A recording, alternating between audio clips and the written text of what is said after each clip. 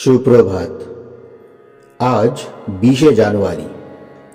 আজকের দিনে আমাদের প্রধান চিন্তা হোক, আমরা যদি পার্থিবভাবে বিভোর হইয়া থাকি তবে আর আধ্যাত্মিক আনন্দ সম্ভোগ করিতে পারিব না।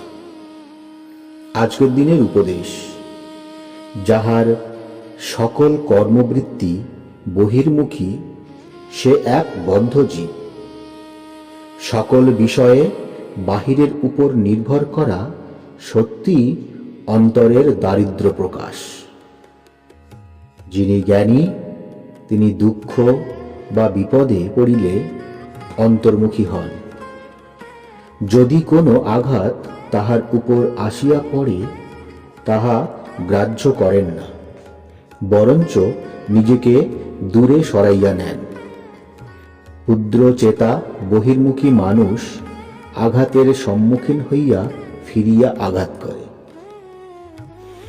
আজকের দিনে আমরা প্রার্থনা করতে পারি, যাহা কিছু আমার মনকে ঊর্ধ্বমুখী করে আমি যেন তাহারই সন্ধান করি।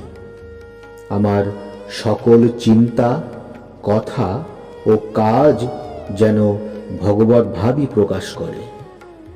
আমাকে সকল রূঢ়তা ও স্বার্থপরতা হইতে রক্ষা করো প্রভু।